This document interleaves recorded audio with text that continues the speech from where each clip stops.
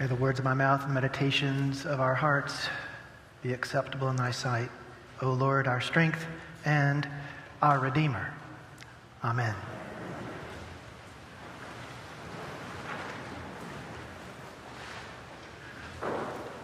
Of course, it's summertime, and summertime is always a time of families traveling, people on the road.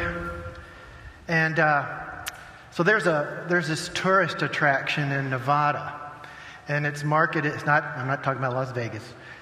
It's marketed as the loneliest road in America. It's a 607-mile stretch of highway that runs from Lake Tahoe to Las Vegas. And it markets that about every 100 miles or so, there's something really neat, something touristy, like a ghost town or even a haunted hotel. But I tell you what, if I was a travel agent, it would be hard pressed for me to market my travelers to a place that was a lonely road in a desert, some 2,400 miles away. It'd be quite a job to do. Doesn't sound like a vacation to me, honestly. However, there's another desert road that none of us can avoid. It's only 57 miles long, and it runs from Jerusalem to Jericho. And I'd say that it is one of the loneliest roads in Palestine. And a long time ago, the Good Samaritan traveled that road.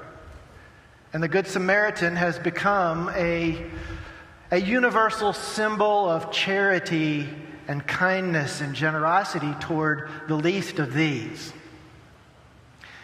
And the moral to his story truly has the power to transform our world if you sit with it and really ponder this parable. It has the power to transform our world. The story finds Jesus in the midst of it responding to a question of who's my neighbor. After he tells the parable, the lawyer asks him, who is my neighbor?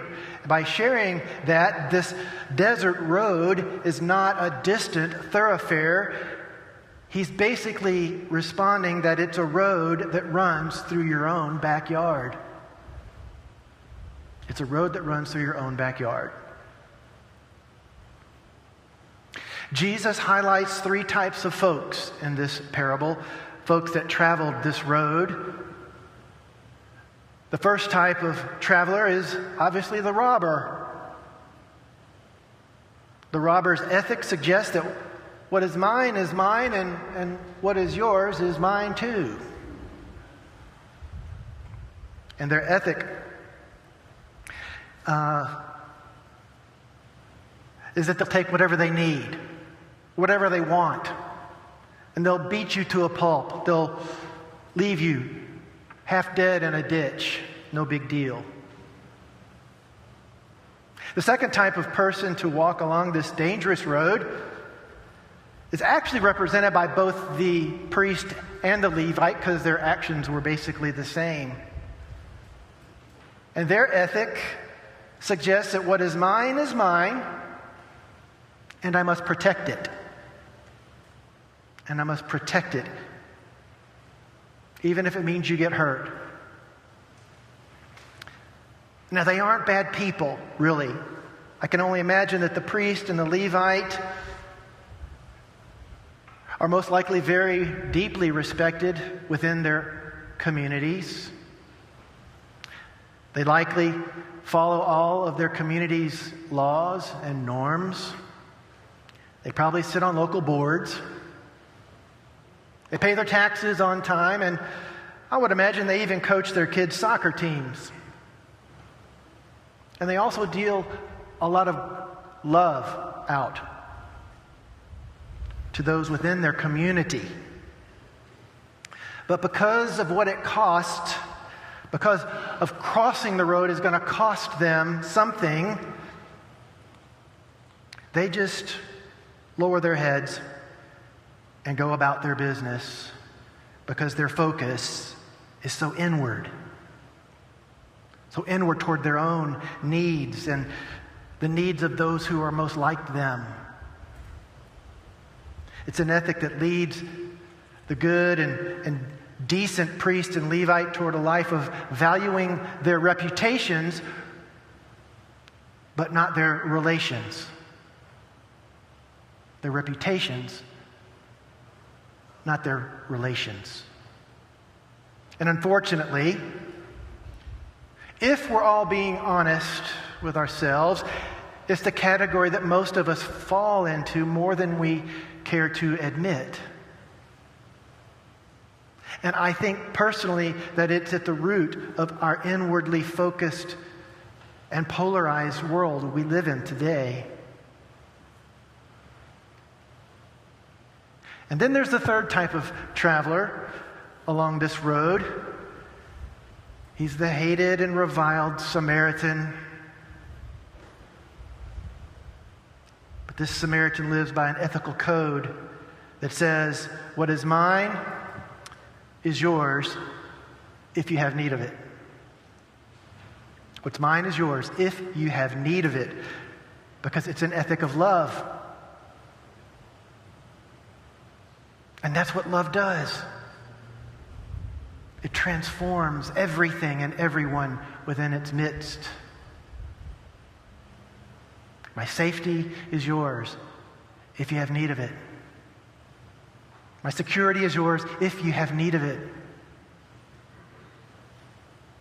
My resources are yours if you have need of them. My health is tied to your health. My well-being is tied to your well-being. See, that's what love does. It transforms.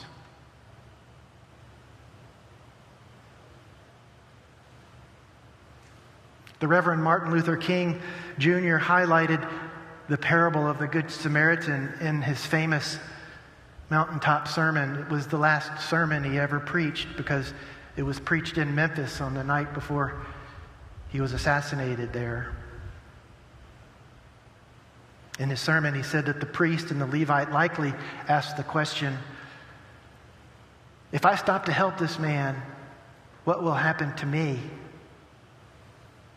If I stop to help this man, what will happen to me? And then he said the Samaritan probably asked the question, if I do not stop to help this man, what will happen to him?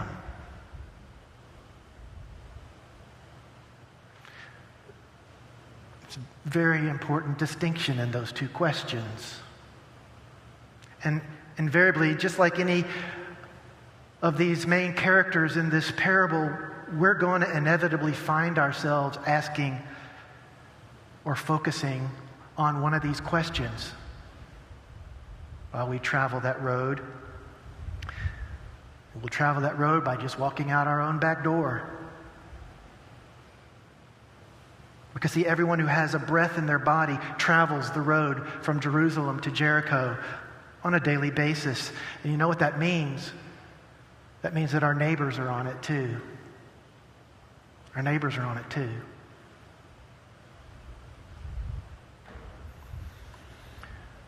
Some of you may know this name, Fred Craddock. Do y'all know Fred Craddock?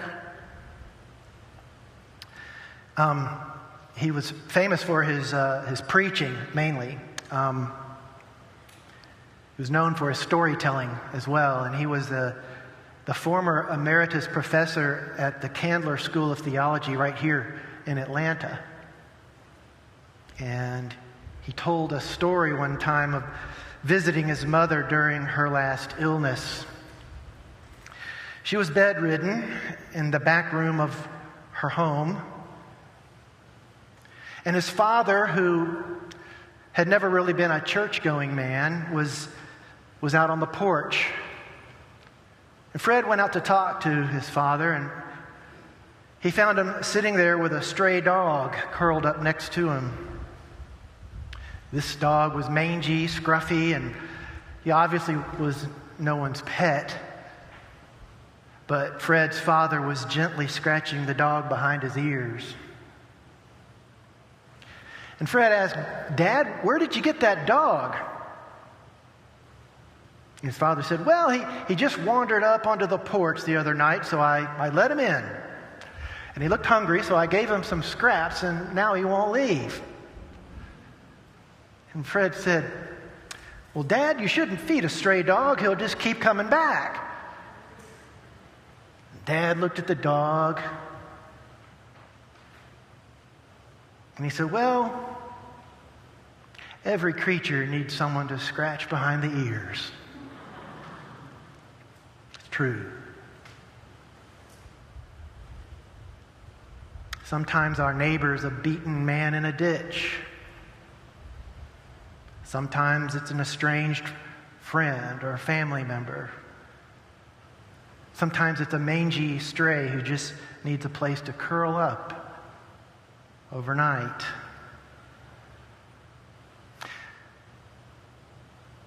We don't have to go far, because it's about crossing over. Crossing over your porch, your street, over your backyard, to offer what you have. Your safety, your resources, your love. Isn't it crazy that we think we have to go on some sort of odyssey to do something that pleases God? Because roadside ditches are very nearby. And our daily life is where we bear fruit. In St. Paul's letter to the Colossians, he mentions that the gospel is very nearby. And in Deuteronomy, we read and are reminded that the word is in our heart. We should listen to our heart every day, because a simple act of care, of feeding or scratching behind the ear, shows that love is the word. Love inspires us to cross over. Even making small gestures can change a life. Every one of us has something that we're battling. Something that can leave us in a ditch.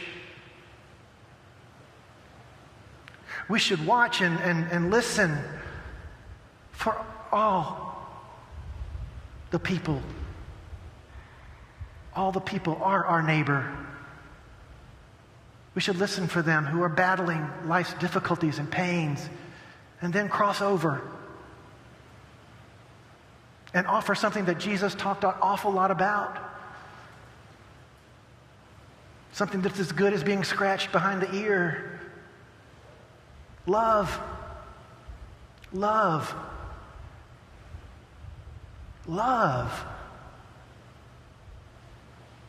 The road from Jerusalem to Jericho is where we'll see what transformation looks like. And it's where we'll find out who we're all called to be. Amen.